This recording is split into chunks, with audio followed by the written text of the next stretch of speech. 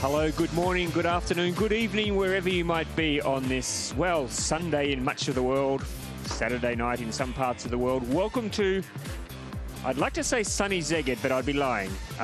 It is cold and it's wet here in the spiritual home of canoe sprint and Paracanoe. It is great to be with you for the final day of competition in our opening ICF canoe sprint and Paracanoe World Cup. My name's Ross Solly. We have got a great day of action coming your way. Some fantastic finals.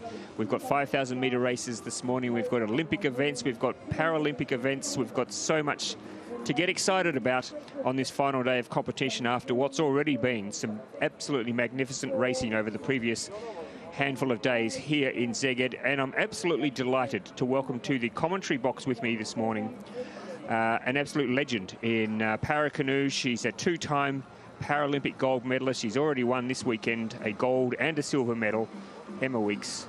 Thank you. Is it Emma Weeks MBE or what do I say? We don't have to worry about that on a Sunday. It's fine. Well, I feel like on a Sunday we should do. We should. Okay. Welcome to the commentary box. Thank you. I'm excited to be here, out the rain and ready to go. I said to try and coax people to commentate with me, I said it's probably the warmest place on the course. It's very nice and warm.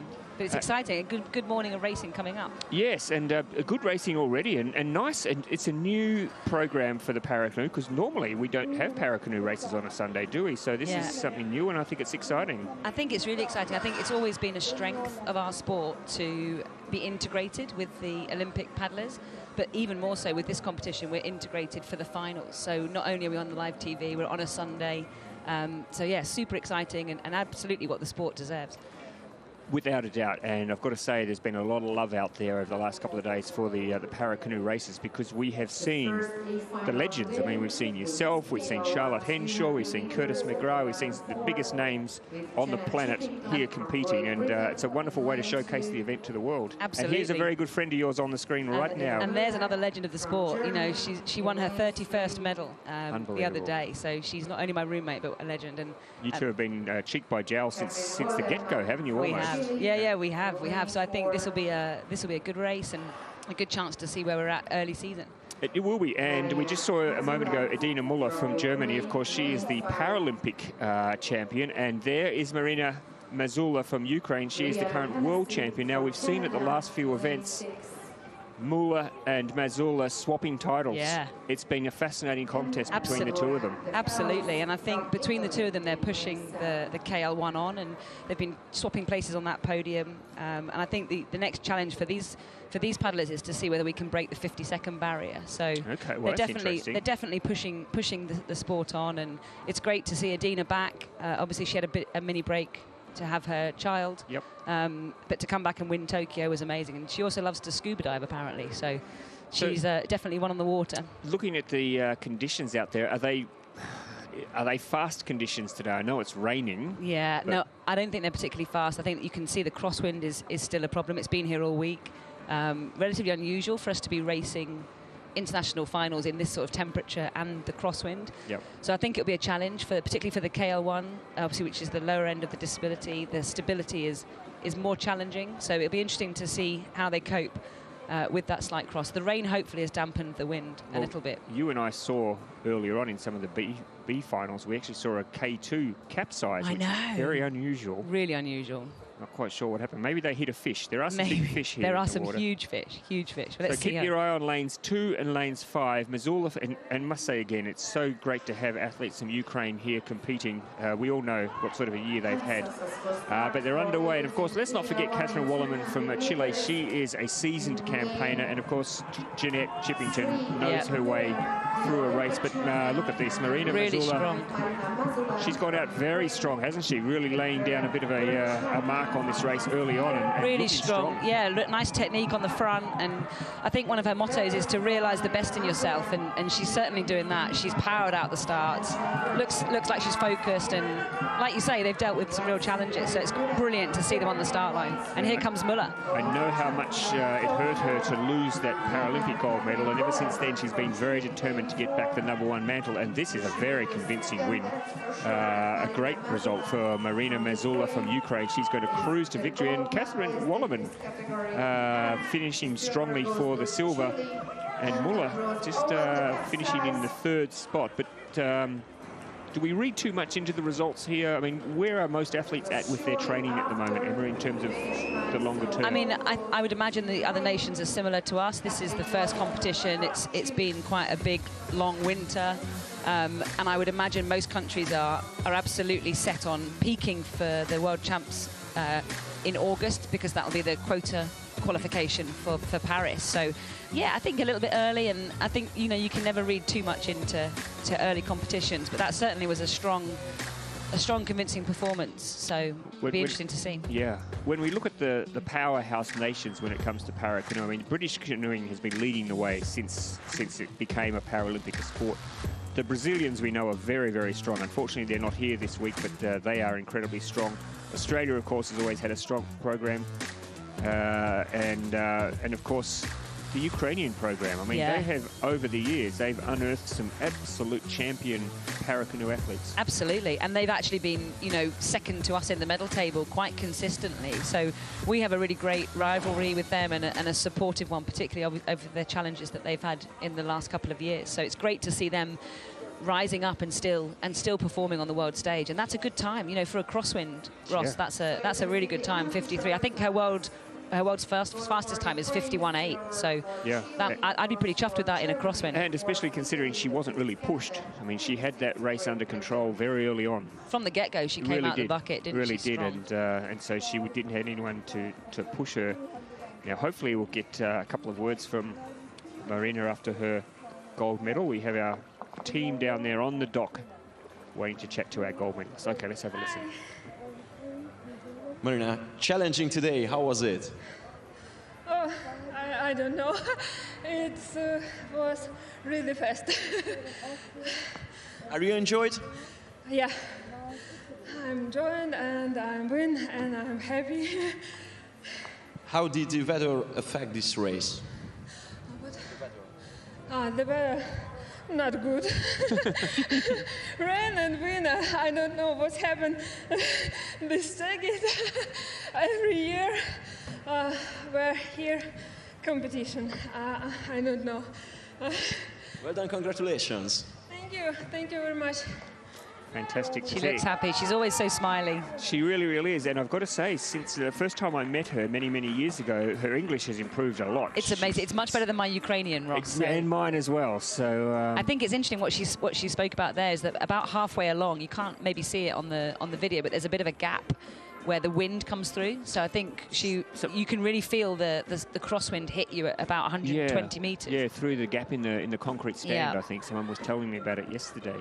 But what a great way to start this morning's finals program, with the gold medal going to Ukraine, the silver medal going to Catherine Wallerman. And you may have seen on the screen there that Catherine took a bit of a swim after the final. She's no stranger to that. She's no stranger to that. She goes swimming often, thankfully most of the time after she's finished, but she is fine. And Adina Muller there in the bronze medal. Now, this is the VL3 200-metre final, and one of your chaps is the reigning world champion, Jack Ayres, but he's not here. No, unfortunately, Jack had an injury a couple of weeks ago, so he's recovering and hoping to be back in time for our World Champs selection. So he's not here, but it's brilliant to see Stuart Wood back. Bronze medalist in Tokyo and paddling very strong. There's Curtis McGrath now. Nice boat, by the way, Curtis. I know, they always have very pretty boats. Yeah, I mean, people say, what did he do in his year off? Well, that's what he did, painted his boat. Doesn't get beaten often, Curtis McGrath, but got beaten in the early rounds of this race on 2 days ago.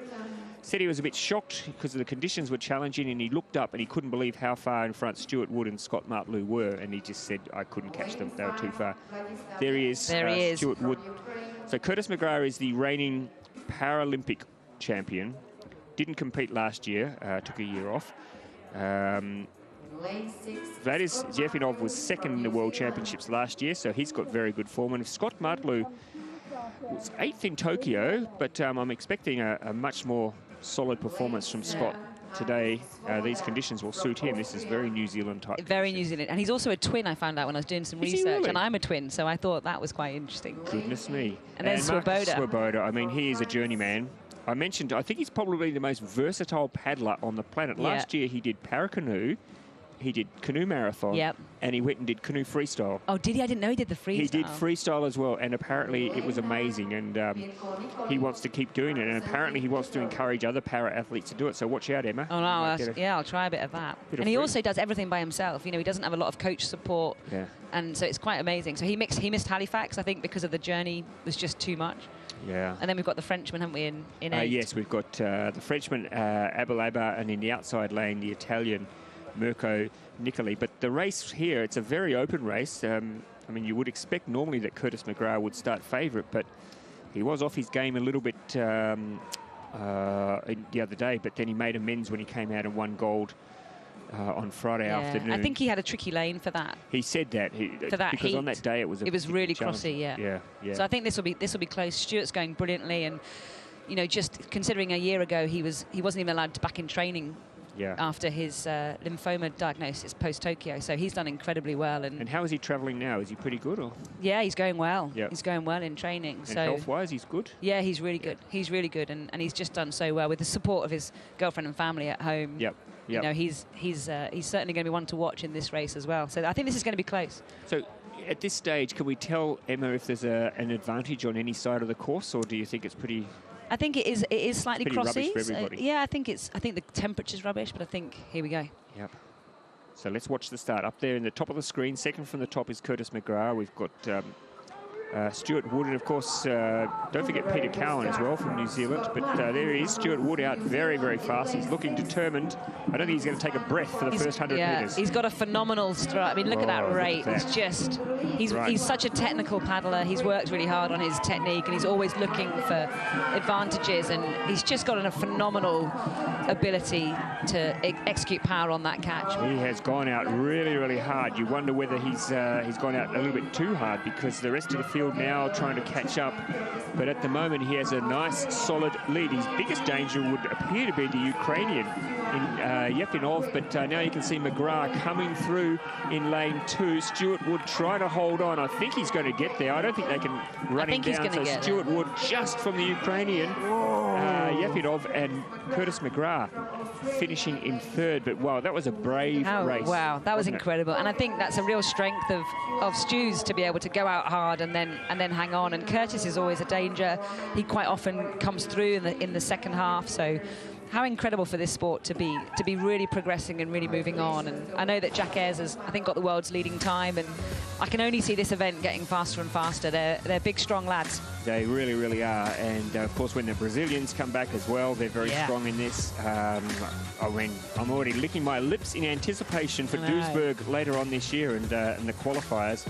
But that was a brave race from Stuart Wood. He took it out hard early on, tried to blow the race apart, and succeeded pretty well. A brave race also from the Ukrainian Yepivanov. We talked about their strong program, Emma. Yeah, look at that. And the depth that they've got. And probably a shout out to Peter Cowan as well, because he's new to the sport and he's an exciting talent. But I think, you know, without wanting to be biased on commentary, I'm chuffed to bits for that guy. You know, what a couple of years he's had, and to come back and deliver like that in his first international competition back is just amazing. Yep, and another gold for the fine team at British Canoeing. It is a great program there, isn't it? I mean, I think I mentioned to you, Emma, in an interview earlier this week, every time you guys go out on the training course, or every time you have like a race off, it's like a World Championships, isn't it? It's just so... Yeah, and I think that's a secret weapon for us, to be able to train together every day, and, you know, 6 days a week, 49 weeks of the year, and there's got to be a reason that we're, you know, #1 nation.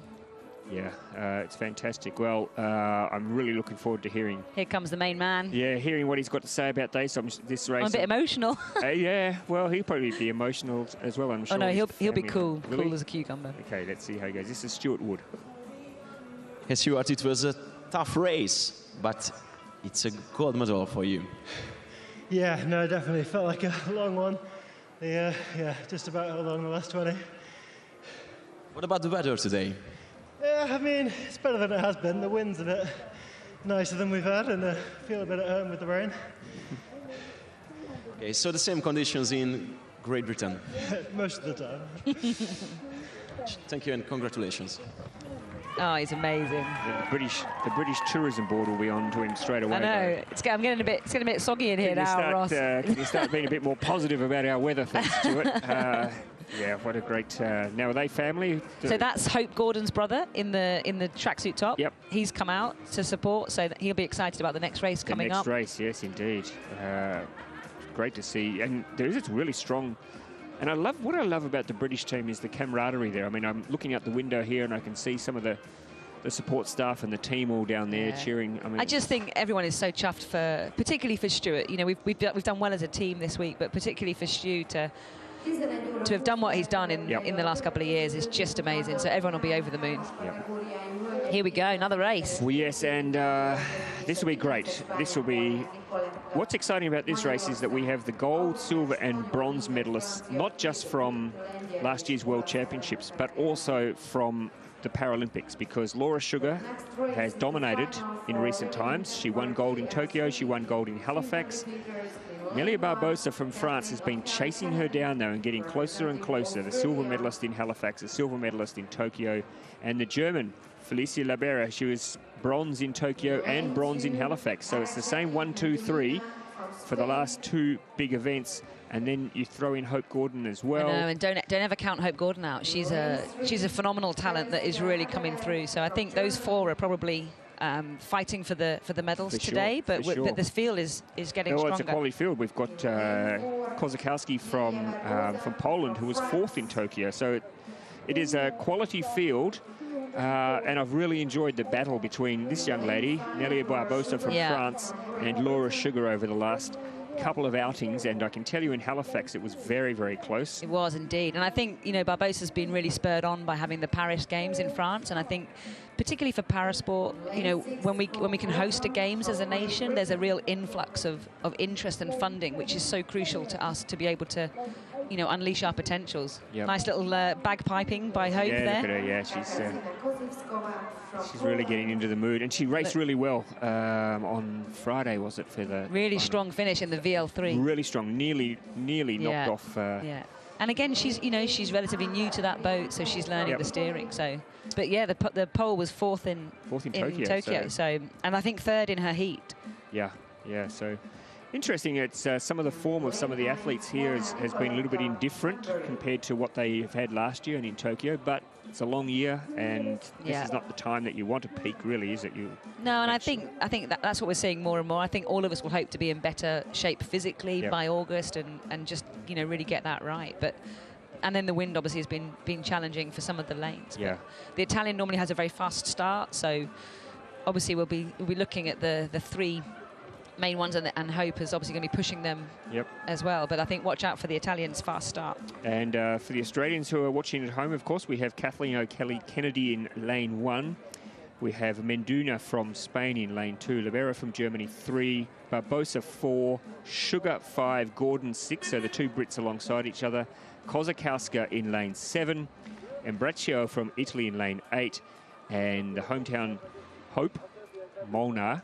That's not her name, Hope Molnar, but she's the hometown Hope in lane 9. You know what I'm saying, don't you, Emma? I know what you're saying. And interestingly, Kelly Kennedy has won a Paralympic bronze in basketball in Beijing. So another athlete that has transferred to Paracanoe and unleashed there. Yeah, and so many of these athletes have. I mean, yourself, you were the captain of the Great Britain sitting volleyball team in London in 2012. Good knowledge, Ross. Good knowledge. I do my research. Here we go. They're getting in the buckets. Yeah, let's watch this. This is going to be fantastic. Let's hope it's a clean start, because it'll be an exciting one if they can all get away. It's going to be one to watch. So lanes 5 and lane 4, the two big ones. Lanes 3 and lane 6 are the ones that could cause an upset. Yeah, definitely. So on the centre of your screen, ready to go, it's Laura Sugar. Alongside her, the French woman, Nelia Barbosa. This will be a really good race. Could be the race of the morning so far. Kathleen O'Kennedy up the top, just backing out of the start bucket. Not quite happy with her line at the moment. She looks a bit skew-whiff. It's difficult when you're being held. It really, really is. They made a mess of your start the other day, didn't they? But they did. Not go back onto that again. Here we go. I'm excited for this one. I've got butterflies. Yeah, it's going to be a great race. It'll be really, really good. And they're off and racing. A pretty good start. Everyone The top Barbosa of the always screen. has a good Yeah, start. she does. And she looks really determined too, the French woman, Nelia Barbosa. And already it looks like a battle between these two young ladies, Laura Sugar and Nelia Barbosa. Laura Sugar getting the upper hand now, looking quite strong, Emma. Yeah, really strong. And Hope's really had a great start and is powering. She's got such raw power. But there's Sugar just really making sure that she's locking that blade on the front and accelerating the boat along. So I think this is going to be a good one. So at the moment, it's Laura Sugar in front, but it's Barbosa who's really pushing her now, trying to get back in, and Libera, the German, is also trying to get in there. So Hope Gordon is also having a good race, but it looks like Laura Sugar in front. Barbosa, though, coming later. I think Barbosa's going to get her. Yes, she has. The French woman, Nelia Barbosa, judged the race perfectly, and that is a breakthrough. Look at, you can see the emotion for this young lady. Oh, wow. That is a breakthrough result for her. So many silver medals, so many times second on the podium. Finally getting through. And look at her smile. Like, that just shows all that hard work and all that effort. But really close, you know, and yet again, you know, we know it's early in the season, and we know that this is an event is just going from strength to strength. I think the world fastest time is currently Laura's at 46.4. So this event has taken a leap on, and with these youngsters, I think it's only going to get faster. But and how hard is it, Emma, to just race your own race when you have someone alongside you? Like at that stage, Barbosa could have panicked, I suppose, because Laura Sugar had raced out there, but she would have had a pre-race plan. How hard is it to stick to that when you can see someone else has gone out hard like that? Yeah, I think it is really hard, and I think that's what we've seen this week. Is it's exposed all of us to different scenarios. You know, like in the VAR race, I had to come from behind, and for Laura and Hope and for Barbosa, they're under pressure the whole time. So to be able to know that you can deliver under that pressure and stick to your plan is just crucial. And I think we forget that. We worry sometimes too much about. Look at that! What a great picture. I mentioned it yesterday and on Friday. You know, everyone's rivals on the water, but the camaraderie between all the athletes, and not just within each team, but across the board, it's genuine. Yeah. There's a genuine feeling there amongst the team. Absolutely. That everybody is here and doing their best and celebrating each other's victories and commiserating when things don't go quite to plan. But I'm really excited to have a listen to Nelia Barbosa. She's our gold medalist. Let's hear what she's got to say about her win. Nelia, I saw your smile. Are you satisfied with the gold? The race was good, really stressing. Long time between qualification and finals, but it's part of the work, and now finals, so great. And French team up there supporting, so good. So the same competitors, and it's a breakthrough for you. What's the next step? Next step is the World Championship, where is because the quota for the Olympic Games, so will be the next goal. What do you think about Laura and Felicia? Sorry? What do you think about Laura and Felicia? Really good competitors, friends now, really good, brilliant women, and really proud to race with her. You're brilliant too. Thank you very much, and congratulations. Thank you. It's so good to see, and she is genuinely one of the nicest people on the circuit. We did some filming with her earlier on in the week, and she was so generous with her time and just so, as you said, Emma, she's so excited about having the Paralympics next year in France and getting her chance to shine on the global stage at the biggest event for you guys on the calendar. And it's a big deal. You know, she's only 24, so she's got a huge career, hopefully, in Paracanoe. But I just think, for all of those athletes, you know, all those top four, just so strong, such good deliveries, and actually should be really, really proud of their closeness and how we're pushing the sport on. Yep.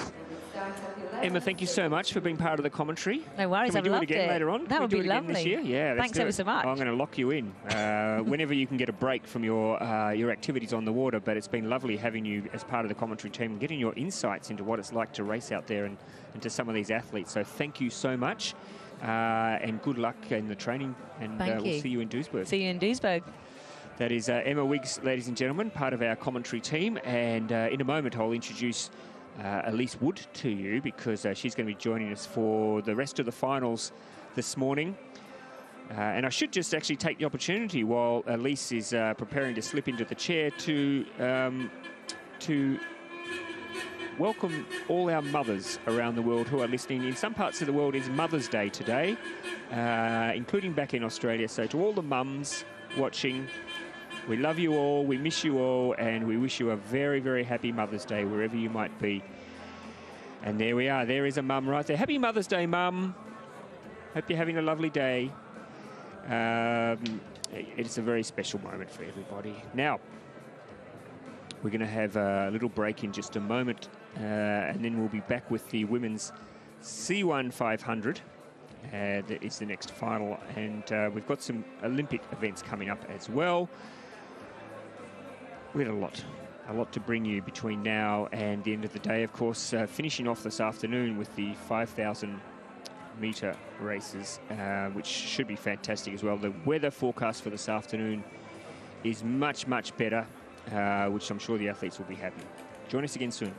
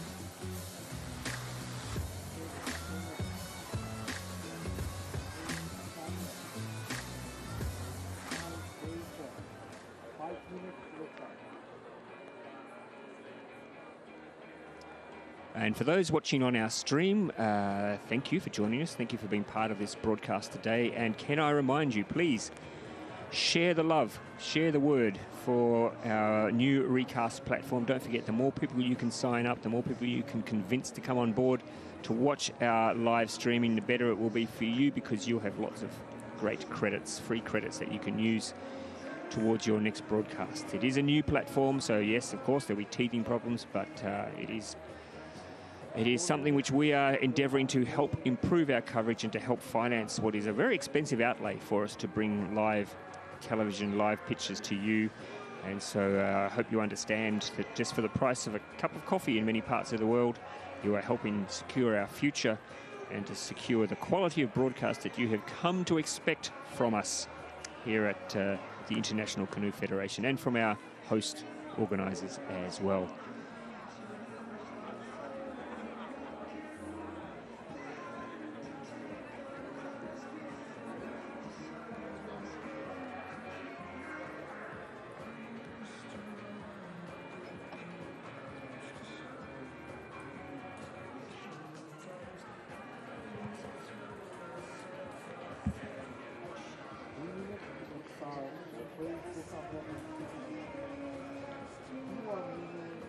Welcome back to Szeged, and we hope you've enjoyed the broadcast already. We've had some fantastic Paracanoe finals. Now we turn to the canoe sprint, and we've got some wonderful races coming up, and I'm excited, very, very excited to introduce to you, to welcome to the commentary box, Elise Wood, who is formerly Elise Burnett. If some of you are wondering, whatever happened to Elise Burnett? She was so good. Where is she these days? Well, now she's racing as Elise Wood, and she's even better. She's even better than she was when she was Elise Burnett. Hello, Elise. Hey, Ross. Thank you for having me. It's great to be here and enjoying all the action from the warmth of the commentary box. It's the best place to be today, I tell you. It is absolutely the best place. Happy Mother's Day. Thank you. Of course, it's Mother's Day back in Australia, and you are a new mum. I am. I've got little Florence. She's at home. She's 10 months old. She's sound asleep at the moment, but my husband, Jordan, who retired recently from paddling's at home watching and loving the coverage so far. Yep. Jordan Wood, for those who we remember, of course, member of, well, he was in the K2 with Riley Fitzsimmons for many years. He was in the K4. We miss you over here, Jordan, but Elise has asked me to remind you, don't forget to change the nappies. He's all over it, I promise. Yes, because it can be easy to be distracted when you're watching quality racing. Gee, it's a rubbish day for paddling, Elise. Much better to be sitting up here. But we've got some great races coming up. We do. I mean, for me today, I'm really excited to be watching the K2s. K2 is my favourite event, so keen to see how the men, the women and the mix go. But obviously first we've got the C1 500, and one of my really good friends, Katie Vincent's out there, so it'll be, I'm really excited, to watch her have a crack. Yeah, it's a good field. It's a very, very good field. We've got, we just saw Maria Maillard from Chile. She's been around for a long time. She was world champion in 2021. The Hungarian, Opavsky, she's a C2 junior world champion.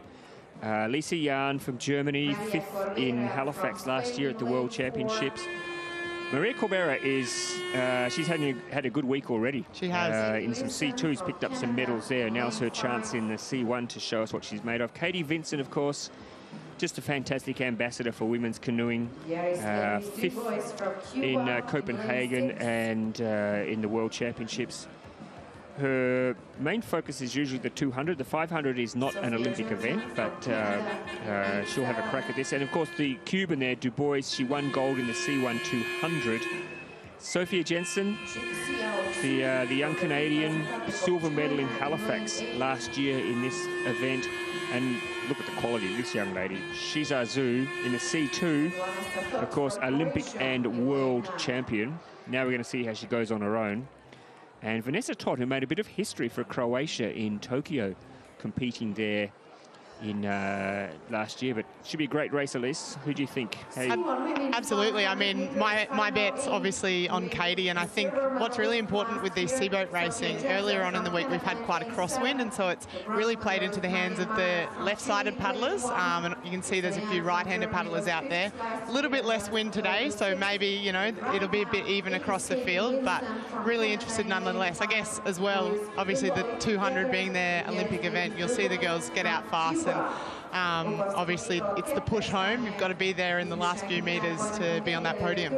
So it's Du Bois, the Cuban, who is in front at the moment. Katie Vincent right with her. And across on the top of your screen, that is Maria Maillard from Chile. So they're probably your three big guns, along with Lisa Jahn from Germany, who should be in the mix for the finals here. Sophia Jensen, of course, is also a formidable paddler, but she's just dropped off a little bit at the moment. But it's Du Bois, who is very quick over 200. It will be interesting to see if she can hold it together for the 500-metre race. A fast first 250 metres, at least. So at this stage, I was talking earlier with Emma Wiggs about sticking to your game plan, no matter what the athlete alongside you is doing. Katie Vincent's got to stick to her game plan here, doesn't she? Absolutely, and when you come through that last 200 metres, you kind of get a bit of tunnel vision. Your body starts to break down a little bit, so it's all about just getting that stroke in, getting as much power on the blade as you can, and just hoping you can hold it to the end. But Katie looks nice and strong here. Yeah, she's executed her game plan to perfection here, and really, and you can see Du Bois is going backwards at a great rate of knots there.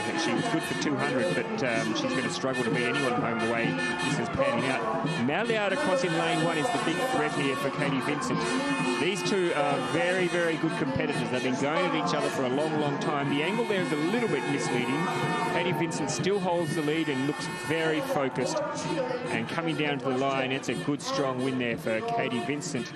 Du Bois fighting again at the finish, should pick up the bronze, but it's Vincent with the gold, Maillard with the silver, and Du Bois holding on just to edge out Jensen and Jahn for the bronze. So there you go. That's Katie will be pretty happy with that. She'll be really happy with that. She's little claim there. I love that.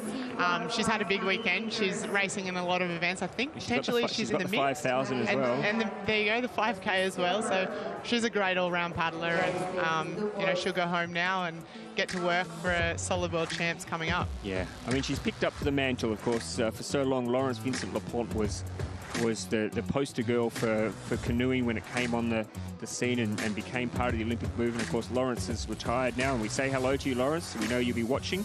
But Katie has now stepped out of the shadow in many, many ways and is taking the lead for a young Canadian team. They've got some really good young canoe paddlers there, and with Katie sort of at the helm and showing the way. What a great pair of hands to have on the wheel. It really is, and it's so good as well to see so many female seaboaters out here, and the depth is huge at the moment, and you know there's so much ahead of them between now and Paris next year, so they'll be all knuckling down for sure. And great to see Maria Maillard there, the world champion from 2021, still paddling well. I'm not sure if she's doing the 5,000. I hope she is. But let's have a listen. Katie's always got some great things to say. Let's have a listen to her, what she's got to say. Katie, it was outstanding. Thank you very much. Thanks. How are you feel right now? Oh, I feel great. Just went out and executed the way that we wanted to, so that was really nice. And yeah, it's just a great race.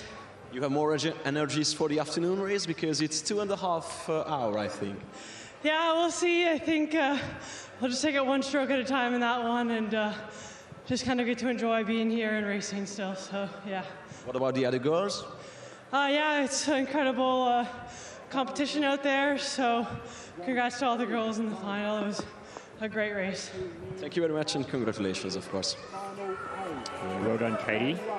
She has set herself a very busy schedule, and the women's C1 5000 is a very good field this afternoon, so she'll need her A game. I'm not quite sure. What will she do? Will she go home? I was going to say she might have an ice bath, but I think she could just jump in the water here for that. No need to do that today.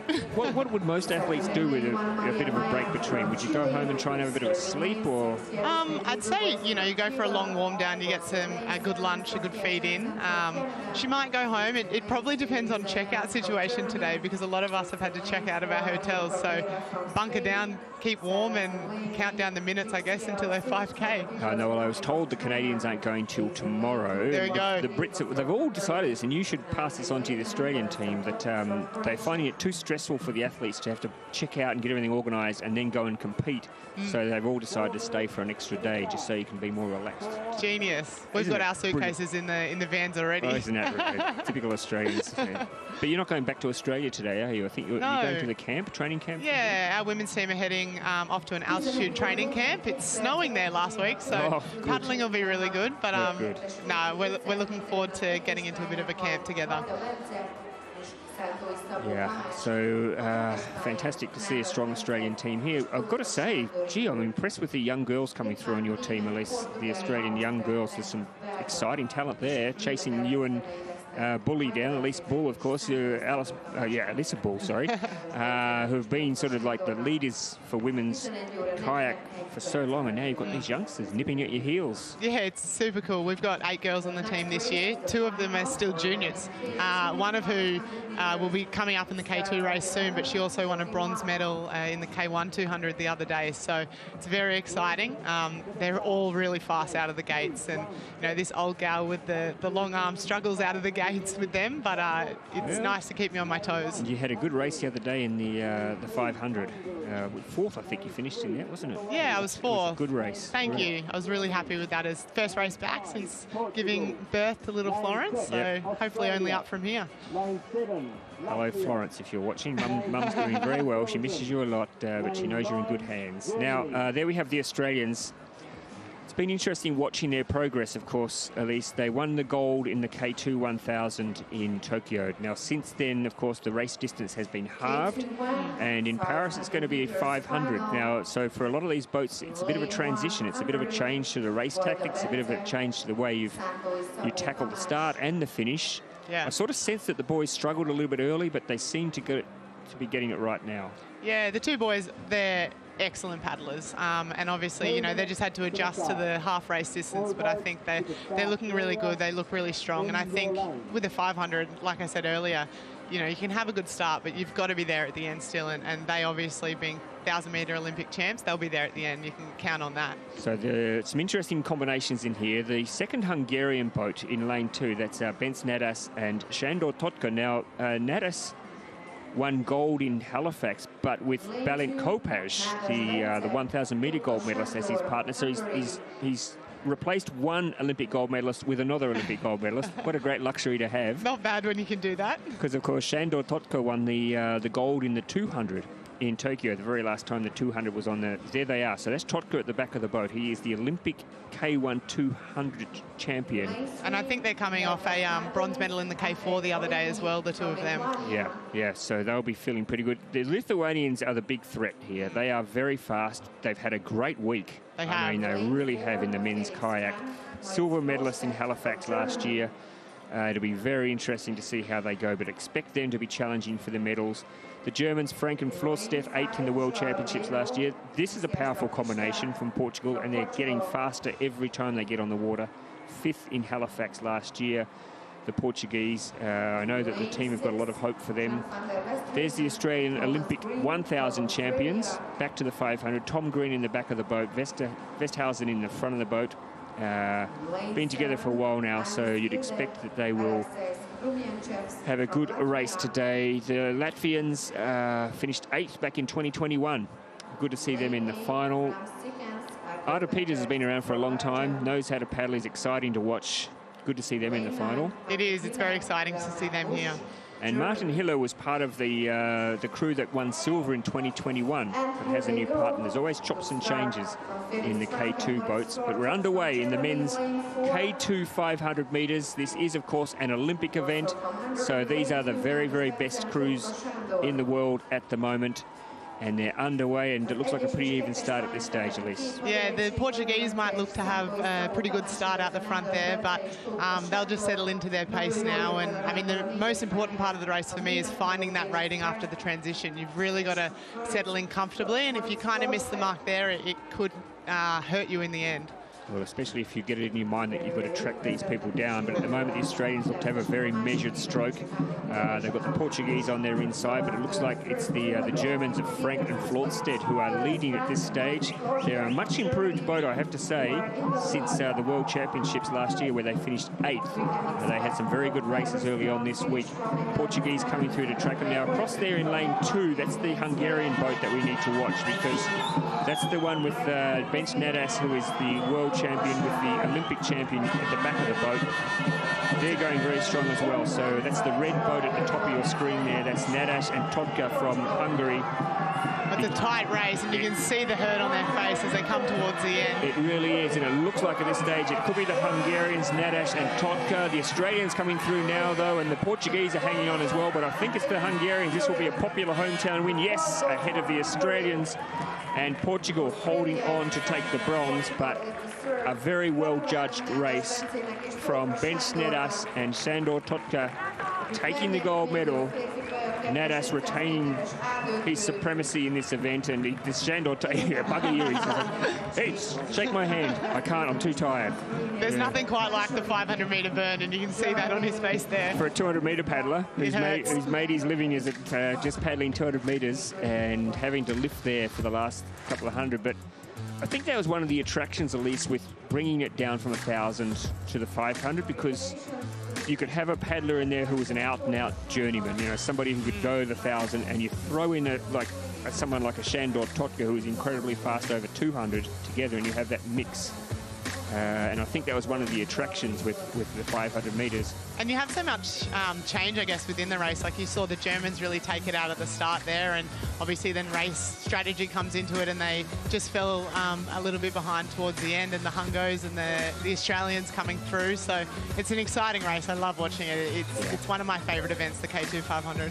And good to see, I mean, when the 200 went off the program, there was some disappointment that a lot of the paddlers then would have, you know, there might be the end of their Olympic careers, but a lot of them have now transformed into not just the K2s, but also the K4s as well, which is a 500 race. So there's still plenty of opportunities, and great to see that Sandor Totka there is putting his name down as a potential K2 partner. It'll be very interesting to see where the Hungarians go, because I'm sure Balint Kopacz is saying, well, don't what forget about me? Yeah.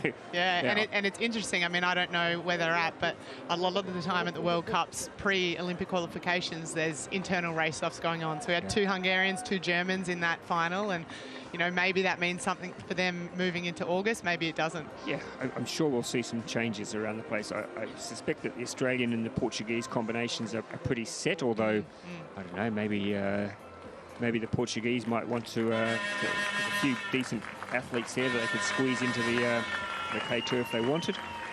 But no doubt about the winners here, Bench Nadas and Shandor Totka. It's their second gold medal for Hungary this weekend. It's been a long time coming for them, but the home fans who braved the weather today will be very happy to see a gold medal coming their way. Let's have a listen to our winners, our gold medalists, Bench Nadas and Shandor Totka.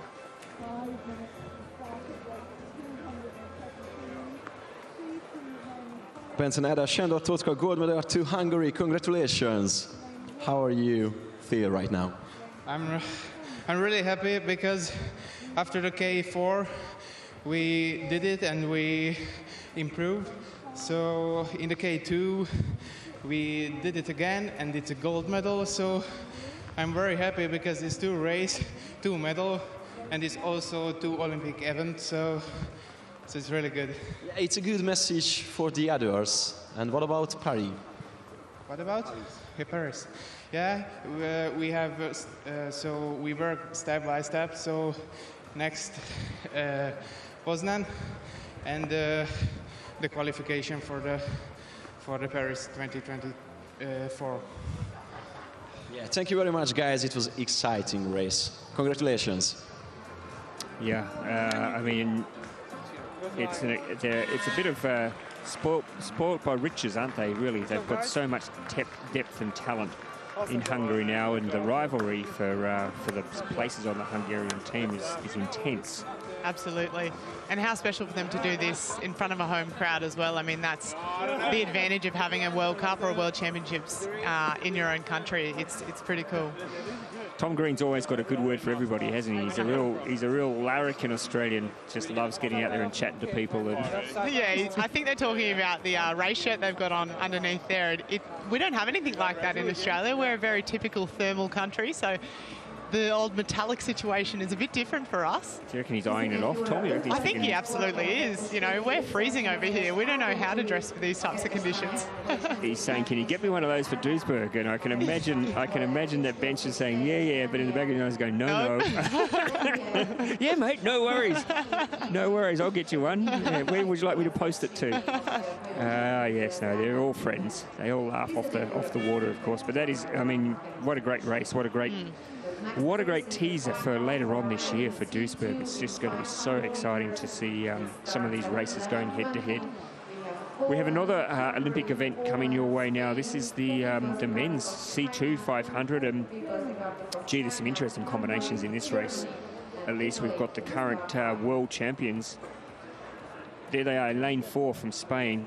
Incredible improvement from this combination. They were 9th at the World Championships in 2021. They were 8th in Tokyo, and then last year they came out and they became world champions, and they've just been going from strength to strength and pushed on by a very strong Spanish canoe program. They've got so much depth amongst their team there. So the Poles, of course, silver last year in the World Championships, starting from lane 1, so we'll expect them to pick up and be in the race at some stage today. The Hungarians, well, Adam Feketi's been around for a long time. He's had a few different partners. He won bronze in 2021, 7th last year, and this time coming out racing with David Korozanski, the second of the Polish crews.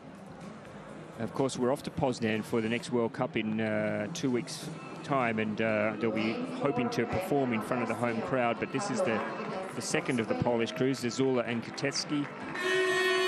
Here are probably your favourites. Well, they deserve to be favourites. They are the world champions, Garcia and Martinez. Lovely chaps off the water as well, I have to say, but their progress has been incredible. The second of the Chinese crews, Yu and Yu, hard to get a form line for these guys coming in. The Chinese have been so good here in Szeged this week. And Lu and Ji, they won bronze in the World Championships last year. And in fact, Lu was part of the silver medal combination in Tokyo. So he's got very, very good form with a new partner now. They were bronze at the World Championships last year.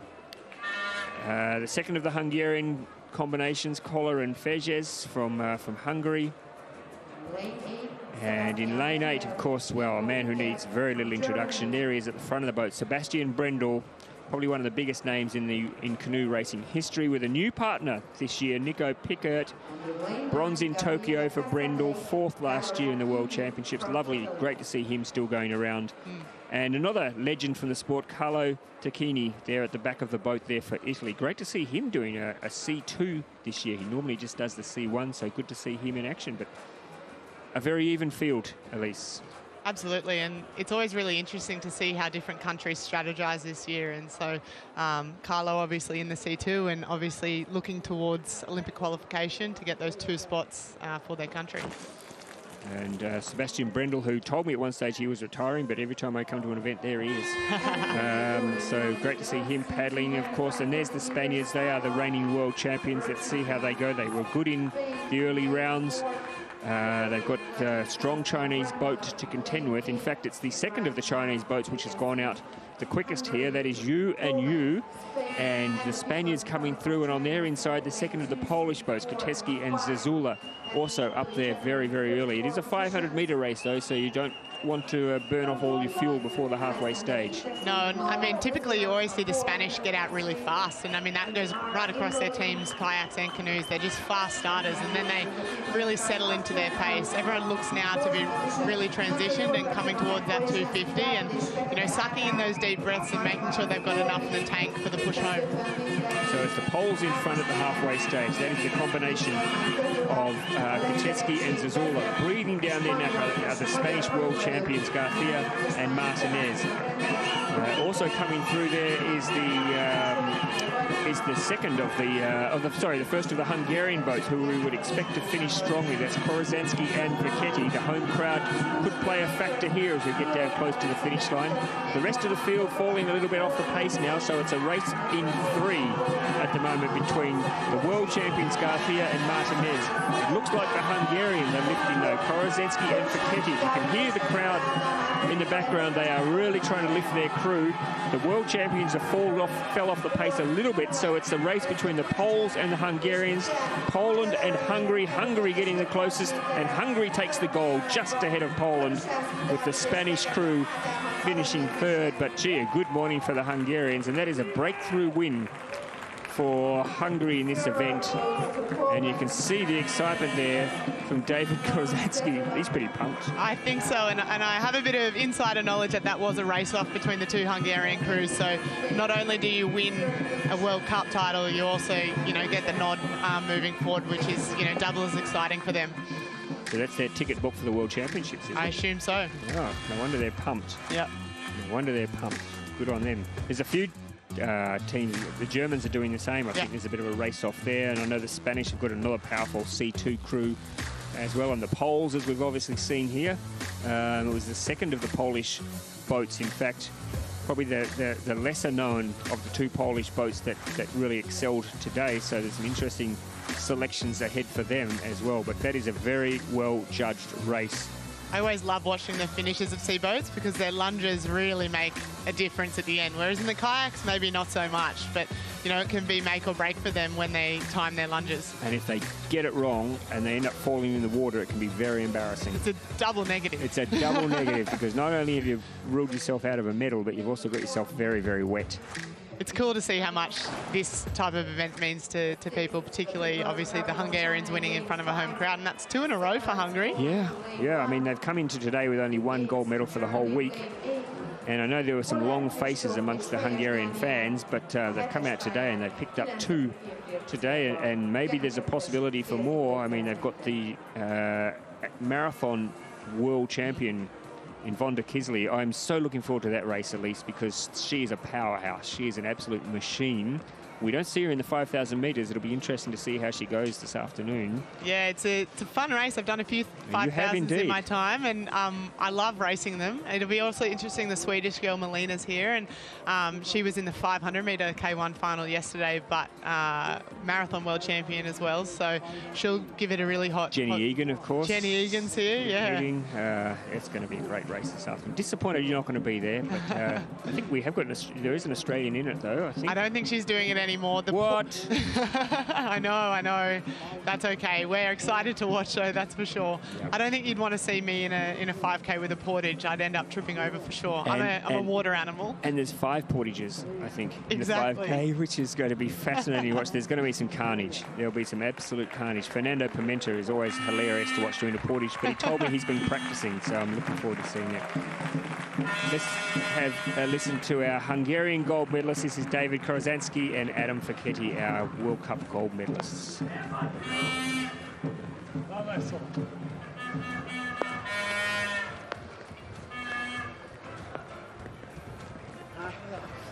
Hi guys, David, Adam. It was a close race, it was really insane. Are you satisfied? Yeah, big fight. It's hard, what I mean.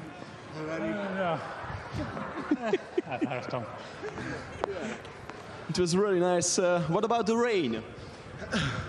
It doesn't matter. It's a very tough race with a very difficult, but I'm very happy to win this race. This is I think it's a good result for us. Very happy to see your smile. Thank you guys and congratulations as well. Well, I have to say, David Korozanski, he's a character. Yeah. He is a character.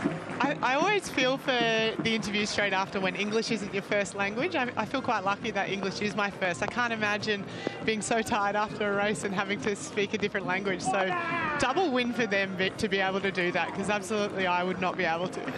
Do you know the funny thing is, Elise, is that because I used to do a lot of these interviews down there, and the number of athletes who used to tell me they were so nervous about doing interviews, and I'd say, but hang on a minute, you've just raced out there in an Olympic final or a World Championship final where the world's watching you and you're nervous about the interview? Seriously? Because that's our comfort zone. I know, but great result. Great to see another gold medal for our host nation, Hungary, and I know you're going to be excited about this race. I am. Elise. You've been in many, many races. Strong Australian contingent here at the bookends of the field. Young crews, 2 of them. It's very cool to have both of them here in the A final. All of our girls this weekend have made A finals, nothing less, which is exciting for our team. And to see these 2 crews, Kaylee and Natalia, obviously very young. Natalia's still a junior, and Ali and Yale, they're 2 young paddlers, but come off the back of a silver medal in the K4 last year at the World Champs. So nothing but exciting future ahead for our sport, that's for sure. I just hope I can hold on for one more year. Well, yes, indeed. So the races to watch. There's 2 Polish crews in the middle, both very, very strong crews. There, of course, is the New Zealand crew. With any boat that's got Lisa Carrington in the front is a good boat. With Alicia Hoskin, they were 4th last year. And, of course, the Germans, Pajak and Hake, they were silver medalists at the World Championships last year. I know that Jewel has had some injuries. She had a back problem for a little while, so she's only just back to getting towards full fitness. I don't know if they'll be at their peak. This crew's possibly your favourite. Elise, do you think they've been paddling very well? I think so, yeah. The 2 Polish crews are my pick. I mean, I'd obviously love to see an Aussie crew on the podium, but the Polish girls are really, really great crews together, whichever way they mix. And great hair as well. Look at that. Isn't that fantastic? Fluoro sunnies too. I love that. Yeah. Not sure that I'd wear. Would you wear sunnies today if it's raining? Is it? Actually? Yeah, the water goes in your eyes, and if it's that cold, your eyes might water. Oh. Yeah, but the Kiwis, they're used to a bit of cold, and I'm excited to see this crew. Obviously, you've got Lisa, so experienced, and Alicia still on the way up, and very cool to see her improving day by day. Good friend of yours there in the front of the boat there, Linnea Stencils, regular visitor to Australia. She's very excited about K2. Been doing a lot of work in this, so I'm excited to see her. And someone else you've raced against a lot, Emma Jorgensen in the front of that boat, and young Frederick Madison, who was very good in the 200. Yeah, she medalled the other day. Yep. Just a young paddler, and of course these young girls. I think Yale's from Western Australia, I think, isn't she? She is, and Ali's from where I'm from, Sunny Coast, so good to see her here. We used to be in the same Surf Lifesaving Club. They're fast starters. There's a few different race strategies here. You'll see some crews go out really fast at the start, and others, maybe the poles will come through towards the end. So a lot of lead changes I'm expecting. This is going to be a really, really interesting race. I would hate to try and predict a winner. I'm going to go with the poles, maybe Izreki and Kolodzic, but I'm not going to. You cannot rule out Lisa Carrington in New Zealand. And look at her, she's already gone out, wants to make an impression on the field early. The young Australians closest to the camera have also gone out well. Elise got away well. Absolutely. I'm a bit nervous for this, Ross. That's good. I like it. Bring that nervous energy. Look at them going well. Clark and Stenoprise up there alongside the New Zealanders. Are they pacing it okay, or do you think they've gone a bit quick? I think so. I think they've paced well. They look nice and settled. They look nice and strong locking onto the water. And I mean, so do the Kiwis. The poles are a bit of a risk at the moment. You can see they really get into their work. And I wouldn't mind betting the Polish crews often even split first 250 to last 250. So you know they're always lurking in the background. So at this stage, at the halfway stage, it's New Zealand with Carrington and Hoskin ahead of the Australians, Clark and Stenoprise. And then in lane 3, the Polish combination, sorry, not lane 3, lane 5 is Greki and Kolodziejski, who is sitting in the 3rd position at this stage. But at this stage, New Zealand opening up a bit more of a lead now. Carrington digging deep here. Hoskin really pushing through at the back of the boat, and it's Klatt and Wisniewski who are coming through from the poles trying to chase them down. So New Zealand, Carrington and Hoskin in front. It's the Klatt and Wisniewski combination from Poland who are the biggest threat. The Australian girls trying to hang on, but finding the pace a little bit tough at the back end of this race. But look at Lisa Carrington. She's gritting her teeth. She's digging deep. She wants this gold medal. That is a very, very good race for the New Zealanders. Second is Klatt and Wisniewski, and the Germans, Pajek and Hake, taking the bronze medal. But, well, you cannot take anything away from Lisa Carrington. And she is amazing. Hoskin. Yeah, and, I mean, Alicia would just be learning so much from Lisa at the moment, and you can just see Alicia is such a good team boat paddler. She's got a laser focus on Lisa through the race, making sure her timing's perfect, and look how much that means to her. Very, very cool. Yeah, it's a great race. She's a lovely young lady too, Alicia Hoskin, and just, I mean, what an opportunity. Imagine being tapped on the shoulder and say, how would you like to go in a boat with Lisa Carrington? I know, very cool. And big shout out as well, I think our Aussie crew of Kaylee and Natalia just got 4th, and yeah. that's a really big result for them. I was doing K2 with Kaylee, and about a week and a half ago we separated. It's like a breakup, hey? And Natalia jumped in, and for them to be able to turn that around into that result is huge and very exciting. Yeah, well, Natalia was so good in the 200. She was. She's a great little paddler. Look at that daylight almost between the New Zealanders and the Poles, and yeah, very good. In fact, they were much closer than I thought, the Australian crew of Harlan and Drobot. But nice race as well for the Germans. They're still coming back from injuries, etc. So good to see them picking up a medal. It's been a bit of an ordinary week for the Germans, I've got to say. We're so used to them being powerhouses at these events, and I don't think they've won a gold. We are. I think there's a bit of a changing of the guard going on in female kayaking at the moment, and it's exciting for not only next year, but the cycle after that. But I'm sure the Germans will come good in Duisburg, because that will be their home crowd, and they'll be out there trying to impress. I have no doubt. Yes. So congratulations to New Zealand, congratulations to Lisa Carrington, and especially congratulations to Alicia Hoskin. I'm sure this means a lot for her, and it's much nicer on those long flights back to Oceania, isn't it, Alicia, if you can every now and then just have a sneaky look in your pocket and see your medal. It is. Makes it worth it. It does. So they'll be heading home to New Zealand, I think, tonight. So let's have a listen to Lisa and Alicia after winning this K2 gold. So, can you believe it? Can you believe it? Oh, no. It's such an honour to learn and paddle with someone like Lisa, so I'm just soaking up the opportunity, and we had a really awesome race out there doing it together. Okay, what's your thoughts about the race? I mean, yeah, it was a really good race. I think Alicia did an amazing job just pushing it all the way through to the end. So, I mean, we knew we had to paddle as, super well, and because the field was so strong. So we're just really happy with how we did, and yeah, it's so cool. Would you reward yourself? For sure. We don't have to do a warm down now. No more races. Well done, thank you very much, and congratulations as well. And I have to say, Elise, interesting message for them now to send to the selectors, because the New Zealand selectors have got a few things they've got to work through at the moment. They've got a very, very good paddler who showed in the 500, how strong she is back in the... we're talking, of course, about Amy Fisher. Yeah. And there's, you know, a lot of talk about will they get her into a team boat, how will that work out, etc., etc. But I think Lisa Carrington and Alicia Hoskin has sent a very strong message today that they are a good, strong combination. Yeah. If it ain't broke, you don't fix it. Exactly. And I mean, like we've said already, this year is such a different year because we want to qualify as many spots as we can. Every country does. And so looking into the New Zealand team, like, do they go for 4? Do they go for 5? I'm not sure how they work that. And I'm glad I'm not a selector, that's for sure. Yeah. And great to see great rivalry between New Zealand and Australia in the women's K4 as well. It's a real nip and tuck affair, isn't it? It's cool to see Oceania doing so well. Isn't it? Our sport has been dominated historically by the Europeans, and I mean, even in our K1 we had 4 of us in the top 6, which was very, very cool.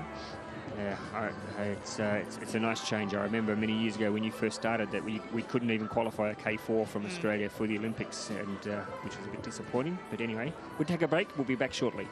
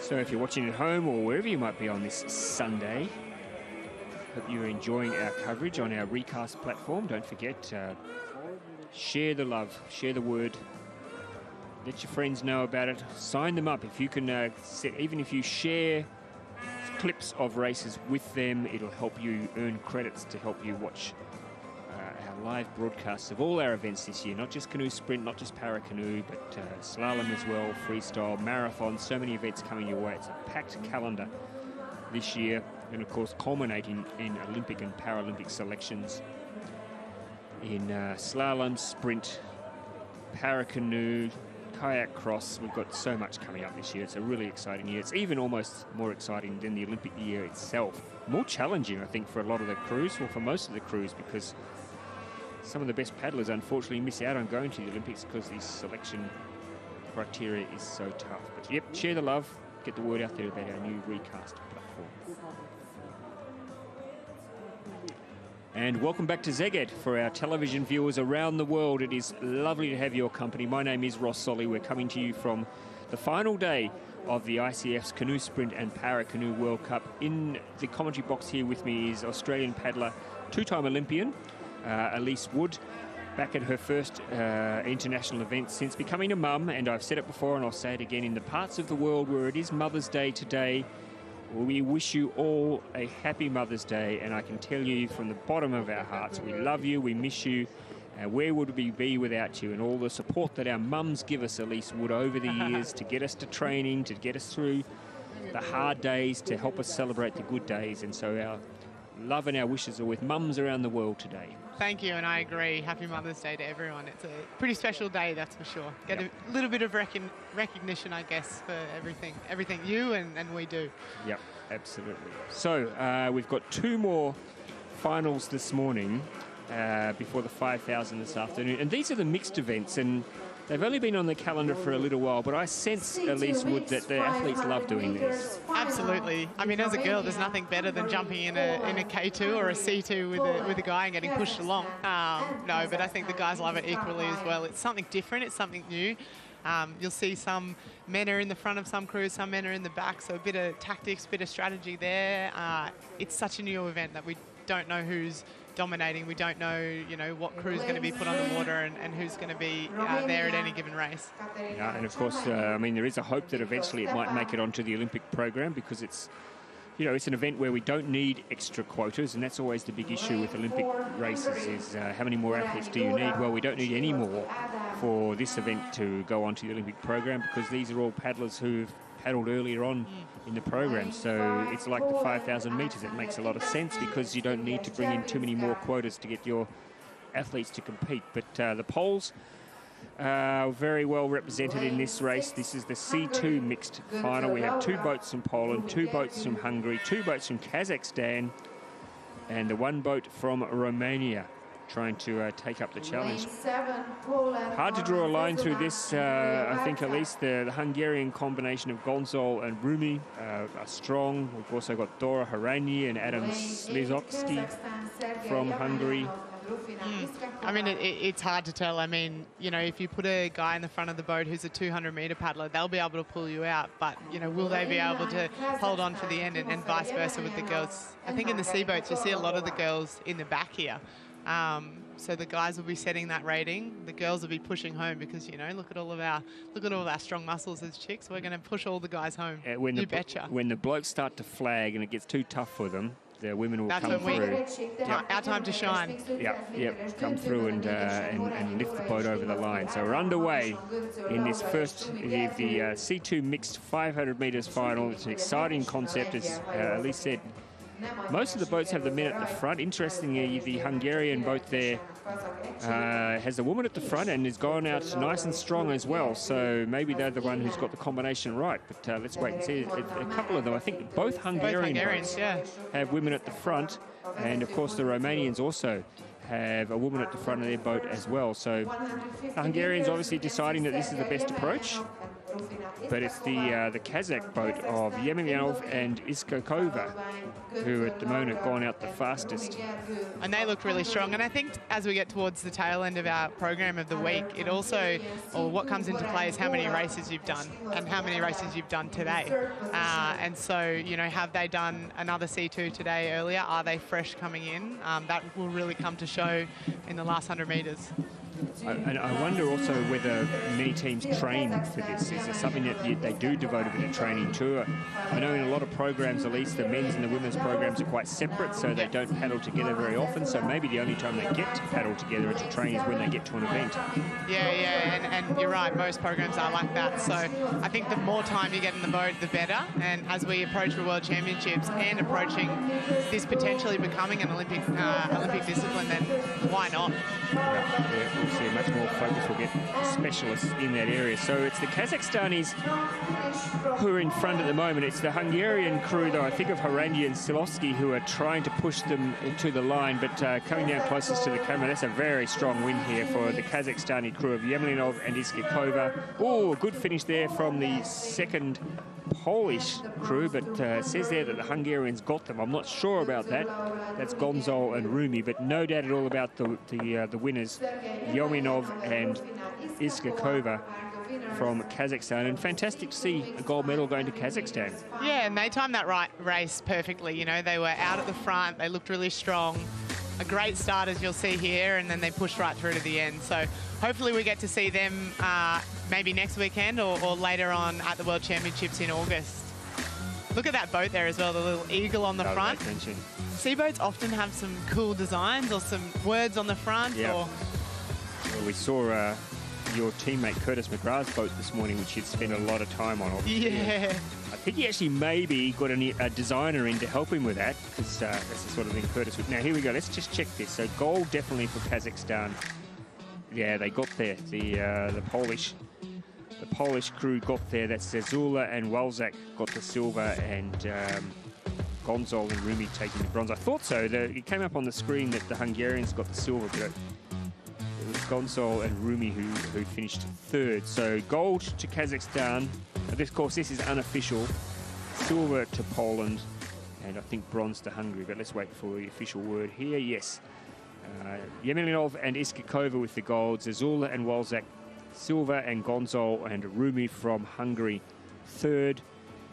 Yeah, and looking down the rest of the field there, Kazakhstan obviously got nice and strong there. Their second boat came fourth, so that's not a bad performance for them. They are traditionally quite strong in canoe events, Kazakhstan, and I believe at least that they're building a new facility out there. They've got an exciting new facility for canoe sprint out there, which very cool. They're hoping one day to be up to world standard, that we can have events there. Awesome. Fantastic to get to Kazakhstan for a competition. But let's have a listen to our winners, see what they think about that race. Sergei, Rufina, it was amazing. How are you feel right now? Oh, thank you very much. Hungary City, very nice. World Cup. Поздравляем Казахстан. Еще одной золотой медалью. Көп рахмет. Алга Казахстан. Okay, thank you very much. Well, I like a guy who takes control there. He just grabbed the microphone and says, right, I've got some things to say. And he started off so well with English, but he got halfway through and thought, bugger this. Sending his love to home, I'm sure. Yep.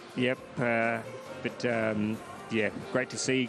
Great to see that gold medal coming their way. I think with these events, with the mixed events, it'll be exciting to see these play out at Junior World Championships, because obviously our current crop of athletes, you know, with Paris next year, we know it's not in the Olympic program, but maybe for our juniors coming through, they might have the opportunity in the future. And it's an exciting event for the juniors, and they all love it. So I'm excited to see that play out in Aronzo in July. Yeah, indeed. Never been to Aronzo, but... I have. It's beautiful. I'm so jealous that they're racing there. Yeah, it's one of the best courses I've ever raced at. Yeah, well, that's where our junior and under 23 World Championships will be coming to you later this year on what is really a packed program of competition, as it always is in the international canoe season. And the Europeans always complain about having to travel to all these different places, of course, Elise. But, yeah, we cry on my shoulder. Yeah, it's a long travel for us from the other side of the world. Like you said, the Kiwis are heading home tonight. It's a 30-hour journey home, and you get home and you're wrecked. Absolutely. But it's worth it, I promise. Yeah. Yep. So we have one more race, and I've got a feeling, I mean, I don't want to put the mockers on them, but I've got a feeling you could call an Australian gold medal here, because a very good friend of yours, in fact, yes, a couple of good friends of yours are racing. Of course, you and Riley Fitzsimmons know each other. Riley used to race with your husband. He did. And so I think he's probably eaten you out of house and home a few times, or kept your fridge empty. And of course, Alyssa Bull, absolutely, who, you know, you two joined at the hip for many, many years. I think it'll be an exciting race. Bully or Alyssa and Jacko, world champions last year. Yale and Riley had a race at the national championships against them, and it was a tight race. It was a really exciting race. Yale's just come off the back of the K2 final 20 minutes ago, so she's backing up very tight. But I know Alyssa and Jacko loved this race. They loved winning last year. They won really convincingly, and they had a really great race. So I know they're excited for this. There is the problem, though, of the crew in lane 6. I'm not going to say the veterans, but the experienced combination of Teresa Portela and Fernando Pimenta. They've won before. I think they won in... my memory. A World Cup, maybe? They ran a World Cup in Poznan, I think it was. Of course, Pimenta is such a competitor. You can never write him off. Every time he gets in the boat, he just wants to put on a show and give it his best shot. And Teresa Portela, well, what more can we say? I mean, she's been racing for a long, long time, so experienced, and they were a really good combination, so they'll give this a good shake. Of course, the Hungarians are strong. Kisko and Becke are strong. Travitsky and Ordosi. The Danes are here. The Italians have 2 boats in the final. And there's the Mia Medved and Rock Schmidt from Slovenia, also quite a strong combination. But there are your reigning champions. Jackson Collins at the back, and Alyssa Bull at the front. And here they are, Fernando Pimenta racing without a hat, which is unusual for Pimenta. Maybe he's got a new do. You've got to match your teammate, and so if Teresa didn't want to wear one, then he can't wear one. Is maybe. that right? You do have to completely match your teammate. I think bar the sunnies. So is that true? I didn't know that. If I'm wearing a hat, you're wearing a hat. If I'm wearing a white spray deck, you're wearing a white spray deck. If I'm wearing a white thermal, you're wearing a white thermal. Yeah. So that's a rule, or is this just a... No, it's a rule. Well. And it makes us look good, doesn't it? It does make you look good, and it looks good for television as well. Exactly. I mean, you don't want Fernando Pimenta sitting there with his tatty old hat on at the back of the boat with Teresa Portela hatless. But obviously you can have sunglasses on or sunglasses off there, because the Italians are going for the mixed approach there. But this will be a great race. The 2 Australians, keep yourself under control here. Thank you. Elise, but we'll see how the Australians go and the Portuguese. I think it's going to be a race in 3. It will be. I'm tipping here between Portugal and the 2 Australian crews. Don't discount the Hungarians, of course. They've had a great day. Pardon me. They've already won 2 gold medals. Could they finish off this program with a gold? So we're underway, and it looked like the Bull-Jackson-Collins combination were a little bit slow out, but they've picked up the pace pretty quickly. So it's the 3 that we mentioned who are going out the hardest at the moment. That's Stoner Prize and Fitzsimmons. Collins and Bull alongside them, and from Pimenta and Portela alongside them. How are they looking at this stage, Elise? Oh, they both look really good. I think you'll expect Bully and Jacko to come through at the end. Riley and Yale, great off the start. They look really nice together. Yale just tucking in behind Riley there, getting out of the wind a bit. And then if you look at the other boat with Bully and Jacko, they're almost doing wheelies down the course. Jacko's a big guy and can push some serious weight, and so he'll just be pushing Bully the whole way home. But obviously Pimenta and Teresa Portela coming through. It's very tight there. 0.2 between the top 3. Yeah, really, really tight. And you know that Pimenta, he can paddle all day, so there's no problems there with him getting the distance. It'll be a real test of the staying power. But look at Bull and Collins now. They've decided to slip it up a gear. And Ali Bull, when she gets her mindset, look at that. She is gritting her teeth and she's saying, let's go. Absolutely. Are you with me, Jacko? Yes, I am. Go, Bully. And they're both always there at the end, and you can see 100 metres to go there. They're absolutely giving it. Pimenta and Portela also really pushing through to the end, but I think Bully and Jacko, the Aussies, are going to run away with it. Yeah, it could even be a gold and silver for the Australians if Fitzsimmons. No, I think the Portuguese will hold on, but that's a great race here for the Australians. Gold. Oh, they did get the silver. There you go. Big finish from Fitzsimmons and Stoner Prize. The Portuguese ran into a brick wall with about 50 to go, but there you go. Winners are grinners. Alyssa Bull, Jackson Collins, gold medalists. And the silver going to Riley Fitzsimmons and Yale Stoner Prize, their Australian teammates. What a great way for the Australians to finish off this morning's competition, and perfectly judged race, at least, as you would expect from someone with the experience of Alyssa Bull. Yeah, they time that to perfection. They both know they have a really strong finish. You know, you've got to get out with the field, but you don't have to be that far in front of the field, and then you can just push home and just I guess, unleash everything towards the end. You can see the grit on their face. It hurts towards the end, that's for sure. And look at this finish here from the second Australian crew. They're still behind there, but they've lifted in the last 20 metres to pip the Portuguese. We've got the bronze and Pimenta doubling over there. That was obviously a tough race for him. He's got the 5,000 this afternoon, of course. But congratulations to the Australian. There you are. Does that make you feel a bit homesick? I think it makes me feel proud. Yeah. The kangaroo and the emu on our coat of arms. But congratulations to the Australians. Congratulations to everybody in this exciting. And I think what we saw is that this is an exciting event, the mixed racing. From what we saw there, it's just a really great television spectacle, and great for the crowd here as well to see these athletes coming together and trying to work out the best combinations. And as Elise said, who goes at the front, who goes at the back. It's a lot of thought goes into these sorts of races.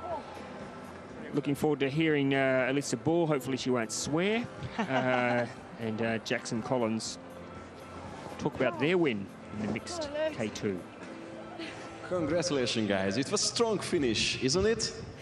Oh, yeah, it's such a tough race. I feel so lucky being able to, do these mixed events with the boys. And, Jacko's amazing in more ways than one, so, it's good. From your view? Oh, it's just lots of fun. It's a really good event. It's a tough race. K2 500 is one of the hardest races out there, so it's so much fun to be able to do it with Bully and be able to get the win today. What lessons can be learned from today's race, if it has? I don't know, actually. Just keep fighting all the way to the end. These races are really tight, and you've got to be able to finish really well. So it was good that we had that back end. Alyssa Jackson, congratulations and thank you. Thank you. Yeah, well done. And Jackson's dad will be proud, I'm sure. I'm sure he would have been yelling at the TV back home. Yep. It's night time after dinner, so stayed up late to watch this, and look how happy they are. It's really cool to see, and a very, very cool event. She's probably saying, I think I was out of the water when you were pushing home so hard. I didn't even get the front of the boat wet. Yeah. But that's great, and a great combination for the Australians. And good to see an Australian combination pushing them as well. So there'll be a bit of rivalry there when they get back home or get to the training camps to see. So are you going to separate camps, the men's and the women's? The men, will go back to Zolnok for a bit of a camp before they go into Poznan for World Cup 2. Our female team are opting out of World Cup 2 to do an altitude camp, and then we head home at about the same time. So home for a few weeks and then back over here to get reacclimatized again. Yeah, it's a long, long season for all the competitors, of course. So, just wrapping up for today, and we've seen some great racing. We kicked off with the Paracanoe, of course, with the team from Great Britain picking up another medal there. We saw a breakthrough win for France as well. And then in the canoe sprint, the Hungarians finally getting their mojo back today and picking up some gold medals. And we've seen some fantastic results throughout the day. What's your take-up from what we've seen today, Elise? My takeaway is that K2s are very exciting. I love K2 racing. It's always really tight. It can change on any given day, and so you just never know what you're going to get.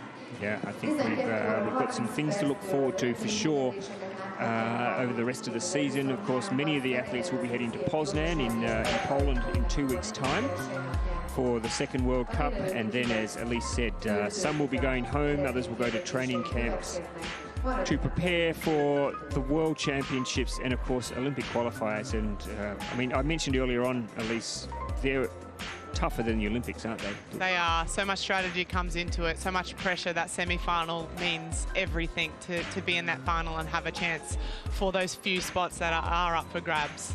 So everyone will be knuckling down. It's basically, if you don't make it this year, you don't make it next year. Yeah, and it's a good test of the nerves, it's a good test of strategy, and the athletes who can hold it together are the ones that usually triumph. But thank you, Elise, for joining us. It's been fantastic having you as part of the commentary team. Enjoy your training camp and enjoy your Mother's Day. Thank you. Thank you for having me. We'll be back later on this afternoon. I hope you can join us for the 5,000 metres. But for now, from wet and windy Szeged, goodbye.